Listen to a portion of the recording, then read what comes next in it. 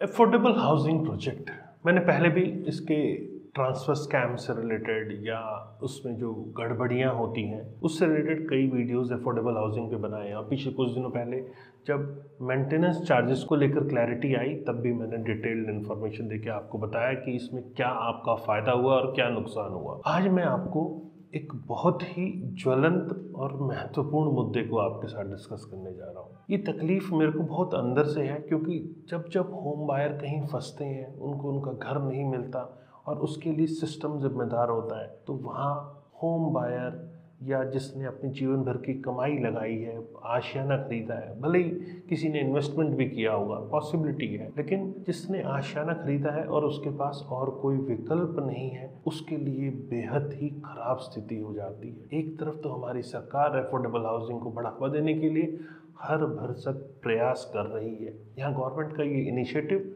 जो 2013 में जो पॉलिसी आई, उसने वाकई में हरियाणा में स्पेशली गुरुग्राम के अंदर, जहाँ 50 लाख में कुछ भी नहीं मिलता था, वहाँ 25 से 30 लाख के अंदर एफोर्डेबल हाउसिंग के तहत 2 BHK के ऑप्शंस दिए। ये कदम सराहनीय था, लेकिन कुछ ना कुछ पॉलिसीज़ के अंदर खामियां और एक सिस्टम की मिलीभगत, सिस्टम, पॉलिटिकल नेक्सस, ब्यूरोक्रेसी, इनकी मिलीभगत ने कहीं हद तक बायर्स को बहुत ज़्यादा चोट पहुंचाई है। क्योंकि बायर जब अथॉरिटी की इन्वॉल्वमेंट होती है, जैसा आपको पता है एफोर्डेबल हाउसिंग पॉलिसी के अंदर अलॉटमेंट अथॉरिटी मैनेज करती है। और चूँकि अब रेरा भी आ चुका है, तो रेरा का रजिस्ट्रेशन सर्टिफिकेट 2017 में रेरा आया, तो रेरा का रजिस्ट्रेशन सर्टिफिकेट अपने आप में एक सील देता है, एक कवर देता है, एक जैकेट देता है कि आपका पैसा डूबेगा नहीं, आपको आपका घर मिलेगा।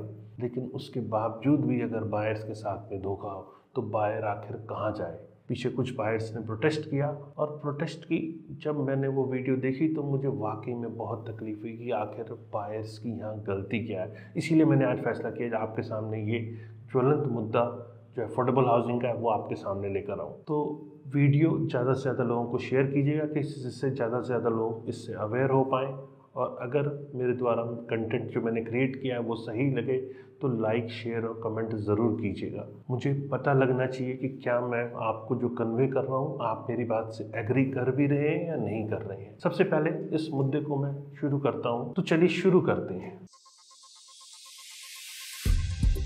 नमस्कार, मैं हूं प्रदीप मिश्रा। प्रॉपर्टी मिश्रा शो में आपका स्वागत है। यहाँ हम आपको प्रॉपर्टी और प्रॉपर्टी मार्केट की हकीकत बताते हैं। नो बकवास, डायरेक्ट काम की बात। चलिए शुरू करते हैं। सबसे पहले आते हैं माहिरा होम्स। माहिरा होम्स के करीब सेक्टर 68, सेक्टर 103 और सेक्टर 63 सेक्टर में जो अफोर्डेबल हाउसिंग के प्रोजेक्ट्स हैं, वहाँ होम बायर ने अफोर्डेबल हाउसिंग पॉलिसी के तहत 4,000 रुपये पर स्क्वायर फीट में एक प्रॉपर्टी खरीदी। सभी ने जो ड्रॉ में निकला, रेट गवर्नमेंट द्वारा डिसाइडेड था, लोगों ने प्रॉपर्टी खरीदी, ड्रॉ में नाम आया, लोगों को बहुत खुशी हुई कि प्रॉपर्टी हमने खरीद ली है। और अफोर्डेबल हाउसिंग की प्रॉपर्टी, चूँकि इस टाइम अप्रिसिएशन भी बहुत अच्छी आ रही थी और जिसने रहने के लिए लिया था उनको तो आशियाना की ज़रूरत थी, तो लोगों को एक तरह से लॉटरी निकलने जैसा फील होता है। कुछ प्रोजेक्ट्स की 2022 की डिलीवरी थी, कुछ की 2023 की होगी। तो ये डिलीवरी का टाइम एक ऐसा टाइम होता है जिसे बायर एंटिसिपेट करता है कि मैं इस टाइम पे अपने आशियाना में शिफ्ट हो जाऊंगा। लेकिन प्रोजेक्ट अंडर कंस्ट्रक्शन, और 2020 में ऐसी खबर आती है कि लाइसेंस कैंसिल हो गया डेवलपर का। रीज़न, बैंक गारंटी डॉक्यूमेंट्स जो दिए गए हैं वो फॉर्ज्ड है। आप एक बात बताओ कि आखिर बायर की क्या गलती है यहाँ पर? क्या बायर का काम है कि जो अथॉरिटी को, रेरा को डॉक्यूमेंट्स दिए जा रहे हैं वो फॉर्ज्ड है? ये काम बायर जाके चेक करेगा? कहाँ है हमारी रेरा अथॉरिटी? कहाँ है हमारा town and country planning department? क्यों डेवलपर द्वारा जो डॉक्यूमेंट सबमिट किए जाते हैं उनको चेक नहीं करते? अब जब आप चेक नहीं कर रहे हैं तो उसकी गलती का खामियाजा क्यों बायर्स को भुगतना पड़ रहा है? आप क्यों नहीं उन ऑफिसर्स के ऊपर एक्शन ले रहे हैं जिन्होंने इसको लाइसेंस दिया, डॉक्यूमेंट्स नहीं देखे, और एक लंबे अंतराल के बाद आपको 2023 के आसपास जब पता चलता है या 2022 एंड में पता चलता है कि यहाँ लाइसेंस गलत डॉक्यूमेंट्स के ऊपर दिया गया है, तो इतना बड़ा टाइम आप क्या कर रहे थे? क्यों आपको इतने दिनों के बाद पता चला? वैसे जब लाइसेंस कैंसिल हुआ तो लोगों ने ऑब्जेक्शन किया, और जब ऑब्जेक्शन किया तो वहाँ पर रेरा चेयरमैन द्वारा सख्त कुछ कदम उठाए गए, लाइसेंस को फिर से एक्टिव किया गया और काम को शुरू कराया गया। लेकिन सबसे बड़ा लूप क्या है यहाँ पर? लूप ये है कि अफोर्डेबल हाउसिंग पॉलिसी के तहत उस टाइम लिंक प्लान था और बायर्स को पैसे टाइम के हिसाब से देने ज़रूरी थे। अगर बायर टाइम के हिसाब से नहीं देता है तो डेवलपर उसकी यूनिट कैंसिल कर देता है और उसको फिर किसी और को महंगे दामों पर कन्फर्म अलॉटमेंट करके, मैनेजमेंट कोटा करके हायर कीमतों पर बेचने की कोशिश करता है। तो यही हुआ यहाँ पर भी। डर यूनिट कैंसिलेशन का बायर को इंस्टॉलमेंट देने के लिए मजबूर करता चला गया और बायर टाइम लिंक प्लान के हिसाब से इंस्टॉलमेंट देता चला गया। जब रीस्टोर हुआ प्रोजेक्ट तो फिर से डेवलपर ने इंस्टॉलमेंट्स मांगी और ना इंस्टॉलमेंट पे करने के केस के अंदर कैंसिलेशन का डर दिखाया तो बायर्स ने फिर पैसे दिए। लेकिन हुआ क्या? घर तब भी नहीं मिला। उसके बाद एकाएक पता चलता है कि ईडी ने यहाँ साइफन ऑफ फंड देखा है। साइफन ऑफ फंड मतलब 100+ करोड़ का साइफन ऑफ फंड इस प्रोजेक्ट से हुआ है। अब आप कहेंगे जब प्रोजेक्ट रेरा में रजिस्टर है तो साइफन ऑफ फंड कैसे हो सकता है? एज पर रेरा 70% कंस्ट्रक्शन के लिए यूज होता है और वो 70% फंड गया कहाँ? ये एक बहुत बड़ा दुर्भाग्य है कि उसमें भी साइफन हो पाया। तो कौन इसमें साइफन में लिप्त है? ये साइफन हुआ कैसे? जब इसे अथॉरिटी कंट्रोल कर रही है, रेरा आ चुका है, town and country planning license में सारे डॉक्यूमेंट्स को चेक करके दे रहा है, तो लाइसेंस में टाइटल रिलेटेड डॉक्यूमेंट्स फॉर्ज कैसे हो सकते हैं या बैंक गारंटी कैसे फॉर्ज हो सकती है?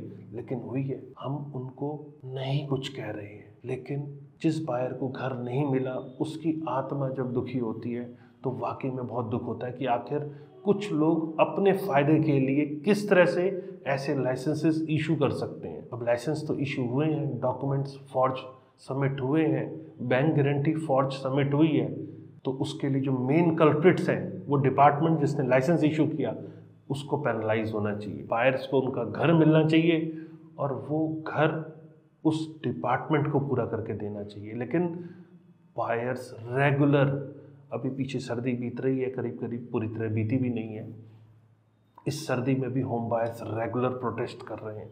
दिवाली के टाइम पे अपने होने वाले घरों में जाके दिए जला रहे हैं, लेकिन घर नहीं मिल रहा है। इस सर्दी में भी जो प्रोटेस्ट का माहौल मैंने देखे हैं, वाकई में फिर से कहूँगा बहुत दुख होता है कि बायर्स कितनी बड़ी दिक्कत फेस कर रहे हैं, उनको उनका घर नहीं मिल रहा है। प्रोटेस्ट की एक छोटी सी क्लिप मैं आपको दिखाता हूँ कि जब बायर्स ने इनके जो ऑनर्स हैं माहिरा ग्रुप के, उनके सामने बात रखी तो क्या वो आलम था, क्या वो दर्द था। जब आप इस दर्द को देखेंगे तो आपका भी मन भर आएगा जैसे मेरा मन भर आया। एक बार इस क्लिप को देखें आप। आपके पास जाओ, आप बोलते हो साहब एनजीटी ने मना कर दिया था, रेरा ने मना कर दिया था, सुप्रीम कोर्ट आ गया, हाई कोर्ट आ गया, मगर ये क्यों आया? ये इसलिए आया क्योंकि आपका इंटेंशन नहीं था। अगर आपने क्लियर किया होता, 4 साल में हम लोग अपने मकान में रह रहे होते। हमको कोई शौक नहीं है आपकी शक्ल देखने का, न आपके घर में आने का। हम भिखारियों जैसे 25 लाख रुपए दिए, लेकिन अरे आराम किया, भाड़ में साला मरने की नौबत आ गई है। रिटायर्ड होने के बाद मेरी जितने पैसे मिले थे ना, मैंने आपको दे दिए। 3 लाख रुपए मैंने प्रीमियम दिया हुआ है। उसके बाद बोलते हो आराम से 6 साल हो गए हमको यहाँ पे तुम्हारे से भीख मांगते हुए। सारे लोग जैसे भिखारियों जैसे खड़े हुए यहाँ पे। ये कॉलोनी वाले सोचते हैं कि हम भिखारी हैं। अरे भिखारी तुम हो, चोर तुम हो, और यहाँ आके हमसे बोलते हो आराम से बोलो। अरे तुमने अगर पैसे दिए होते ना तब पता चलता, पैसे आके बैठ गए हो और हमारे बॉस बने हुए हो यहाँ पे। सारा मारा चाहिए तुमको। और ये तुम गाड़ी घाट लेके खड़े हुए हो साले, क्योंकि तुमको मारा है। 1 नंबर का 6 साल से पैसा लेके बैठा हुआ है तू मेरा।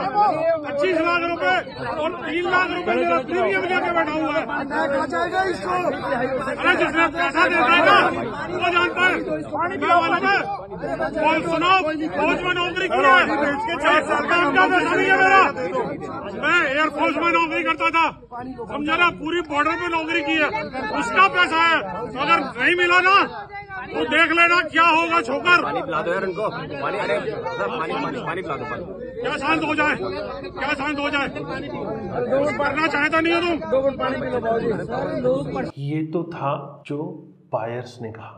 अब देखते हैं कि जो माहिरा होम्स के ऑनर्स हैं उन्होंने क्या रिप्लाई दिया। सिंपल सी बात है, मैंने एक इनका फोन आया, लास्ट कोई प्रोग्राम बन रहा होगा आप लोगों का आने का, तो इन्होंने मेरे को कहा कि जी एक बार मिल लो, हम तो मिलना चाहते हैं।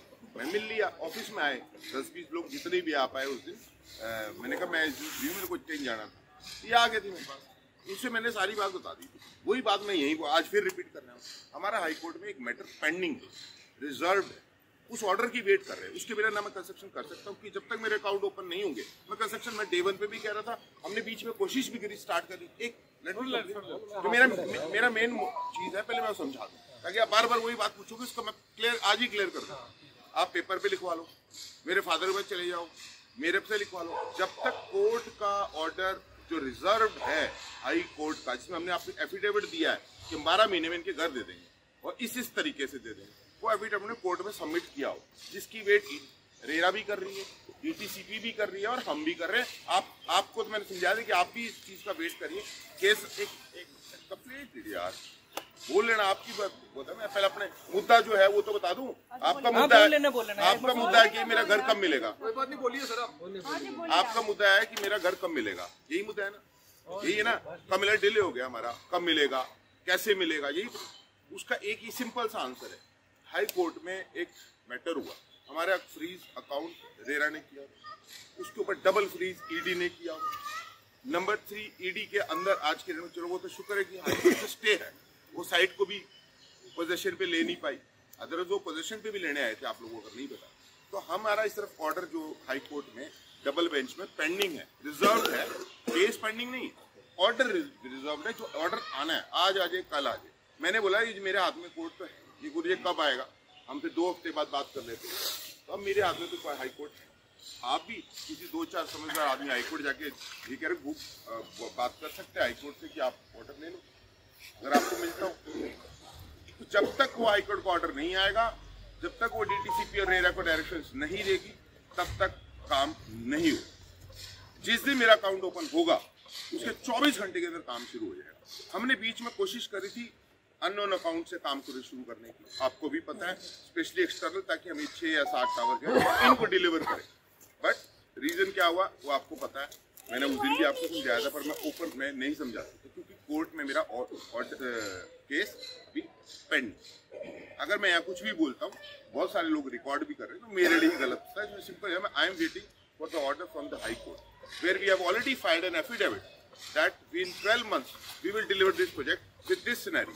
If you give a direction to RERA to open our account and a direction to DTCP to restore my license या renew my license, मेरा license cancel तो हो गया था, जिसको restore कर दिया। restore के बाद एक टाइम लिमिट होता है, वो भी खत्म हो गया था, उसको renew कर दिया। ये 2 चीज हमने मांगी हुई है और हम अपना प्रोजेक्ट आपको डिलीवर करके दे देंगे। विद कैसे देंगे वो मुझसे एफिडेविट सबमिट करा है। जिस दिन वो ऑर्डर आ जाएगा वो एफिडेविट ऑटोमेटिकली उस ऑर्डर के अंदर आएगा, आप लोगों के साथ कम्युनिकेट हो जाएगा भी क्या दिया। वही हम रेरा में भी देने की जैसे रेरा वाले भी यही वेट कर रहे हैं कि आप ऑर्डर आ जाए। अब एफिडेविट दिया आपने,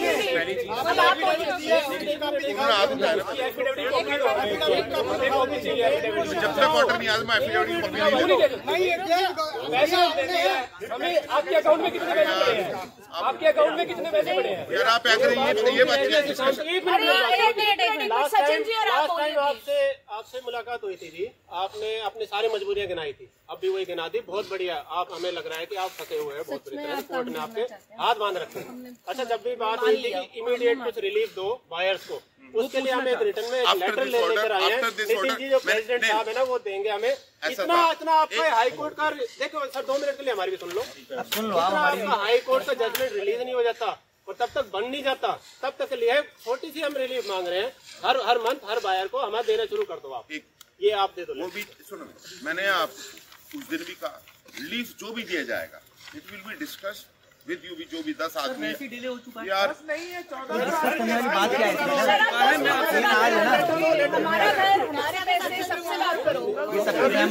क्या जो आप रेंट भर रहे हैं हर महीने और जो EMI भी भर रहे हैं, एक एक करके बोलते हैं, एक एक करके।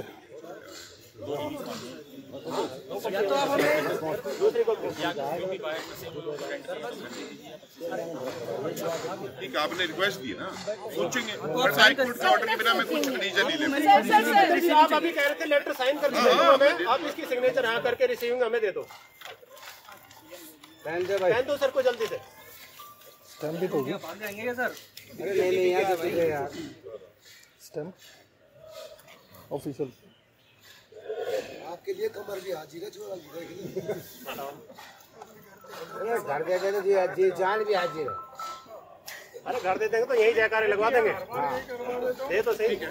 मैंने तो ये बात पहले ही कह रही बिल्कुल सही बात है, हम गारंटी देते हैं घर जिस दिन में। अब आप ये क्लिप देख के समझ गए होंगे कि कोर्ट का अभी तक ऑर्डर नहीं आया है, कोर्ट ने ऑर्डर रिजर्व रखा हुआ है।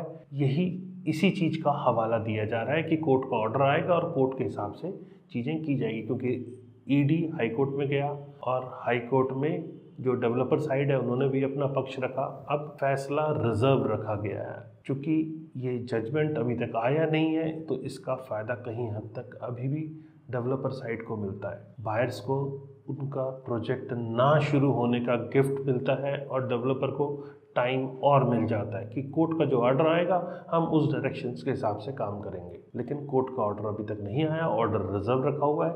नेक्स्ट डेट पे या जो भी आने वाले टाइम में आपको इसका ऑर्डर देखने को मिल सकता है। लेकिन मुद्दा अभी भी वही है कि आप टाइम लिंक के हिसाब से कैसे पॉलिसी बना सकते हैं, आप कैसे फॉर्ज डॉक्यूमेंट के ऊपर लाइसेंस दे सकते हैं, और उसके बाद आप रेरा जैसी अथॉरिटी जो कि करीब 20-22 साल के बाद रेरा आया, इसका जब शुरुआत की गई थी तब से रेरा पॉलिसी आने पे कई उतार चढ़ाव आए, बहुत सारे प्री लॉन्चेस हुए, बहुत सारे लोग फंसे। लेकिन उसके बाद 2017 में जब रेरा आया और रेरा रजिस्ट्रेशन सर्टिफिकेट होने के बावजूद भी साइफन ऑफ फंड हुआ। साइफन ऑफ फंड से जब इतना बड़ा अमाउंट निकाला गया तो हमारी अथॉरिटीज़ क्या कर रही थी, या वो ऑफिसर्स जिनके साइन होते हैं वो क्या कर रहे थे, क्या है इसका प्रोसेस, पहले एक बार वो समझते हैं। नॉर्मली क्या होता है कि 3 करंट अकाउंट खोले जाते हैं जिसमें बेनिफिशियल जो ऑनर इंफॉर्मेशन है वो ली जाती है, क्योंकि आरबीआई की ये गाइडलाइंस रेगुलेशंस के हिसाब से ये करंट अकाउंट ओपन किए जाते हैं।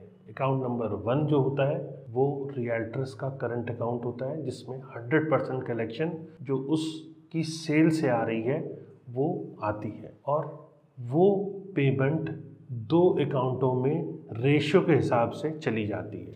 मतलब 70-30%, जैसे 70% कंस्ट्रक्शन के लिए मैंडेटरी है तो 70% उसके अकाउंट में रखा जाता है और बाकी 30% जो अकाउंट नंबर 3 है उसमें चली जाती है। तो इसीलिए 3 अकाउंट खोले जाते हैं। अब अकाउंट नंबर 2, जैसा मैंने बताया, अकाउंट नंबर 2 में मिनिमम 70% कलेक्शन जाती है जो कि अकाउंट नंबर 1 से आती है, और ये अकाउंट रजिस्टर्ड होता है रेरा अथॉरिटी के पास। और अकाउंट नंबर 3 की बात करें तो ये रियल्टर्स का करंट अकाउंट होता है जहां 30% पेमेंट आती है जो कि डे टू डे ऑपरेशंस के लिए डेवलपर यूज करता है। अब यहाँ पर समझने वाली बात क्या है कि रियल्टर का जो प्रोजेक्ट अगर किसी बैंक से फाइनेंस है वो 30% कलेक्शन जो है वो फंड या विड्रॉल जो होता है वो जहां बैंक फाइनेंस किया हुआ है उस द्वारा किया जाता है, और जो 70% अकाउंट नंबर 2 के अंदर कलेक्शन है वो कंस्ट्रक्शन के अंदर यूज होती है। अब यहाँ समझने वाली बात आपके लिए ये है कि रियल्टर डेवलपर द्वारा सिग्नेचर और seal, address, mobile number, registration number उनका सबमिट किया जाता है, जिसपे इस मनी को विड्रॉल करने के 70% जो कंस्ट्रक्शन के लिए पैसा है उसको विड्रॉल करने के लिए साइन लगते हैं, जैसे चार्टर्ड अकाउंटेंट, आर्किटेक्ट, इंजीनियर्स जो कि डेजिग्नेटेड प्रोजेक्ट के लिए अपॉइंट किए जाते हैं, और वो उन सब चीज़ों का रिकॉर्ड भी रखते हैं। मतलब बैंक जो है सीए, इंजीनियर, आर्किटेक्ट इन सब के साइन होने के बाद तभी ऑथराइज होता है कि ये पेमेंट सही जगह जा रही है, कंस्ट्रक्शन के लिए यूज़ हो रही है, और इसको ऑथराइज्ड ऑफिशियल के द्वारा साइन है या नहीं इसको बैंक वेरीफाई करता है। मतलब मैं इसको आपको सरल भाषा में बताऊं तो रेरा अथॉरिटी के द्वारा प्रेस्क्राइब जो फॉर्मेट है उसको रिएक्टर को साइन करके, आर्किटेक्ट हो या इंजीनियर हो या चार्टर्ड अकाउंटेंट हो या कोई स्टैट्यूटरी ऑडिटर हो, उन द्वारा इसको साइन करके प्रेस्क्राइब्ड फॉर्मेट के हिसाब से बैंक को दिया जाता है। उसके बाद वहाँ से पेमेंट निकलती है। तो ये वो कौन से लोग हैं जिनके साइन के बाद पेमेंट यहाँ से साइफन हो पाया, क्यों ड्यू डिलिजेंस नहीं हो पाया विड्रॉल के टाइम पे? तो यहाँ पर वो लोग जो सीए, इंजीनियर, आर्किटेक्ट हैं, जो इस साइफन ऑफ फंड में, क्योंकि ईडी ने यहाँ साइफन ऑफ फंड नोटिस किया है, तो ऐसे साइफन ऑफ फंड हो पाए, उनके पीछे सीए, इंजीनियर, आर्किटेक्ट भी अगर रिस्पॉन्सिबल हैं तो उनको भी कहीं हद तक ज़रूर पकड़ना चाहिए। लेकिन एंड रिजल्ट अभी भी नीलबटे सन्नाटा है। होम बायर्स को उनका घर नहीं मिल रहा है, लेकिन यहाँ अथॉरिटी अभी भी सोई हुई है। इतने एफर्ट्स, इतने प्रोटेस्ट के बावजूद यहाँ पे लोगों को घर नहीं मिल रहा। और वो आपने देखा एश्योरेंस वाली चीज़ जो डेवलपर द्वारा अभी भी दी जा रही है। एश्योरेंस कब तक घर दिला पाएगी? क्या लोगों की जो ईएमआई बैंक लोन की जा रही है वो उस एश्योरेंस से पूरी हो पाएगी? क्या लोग जो अपना पेट काट के प्रॉपर्टी बाय कर रहे हैं या लोन की ईएमआई पे कर रहे हैं, उनकी वो पूर्ति कर पाएगी? कैसे होगा ये प्रोजेक्ट पूरा? ये एक बहुत बड़ा सवाल अभी भी बना हुआ है।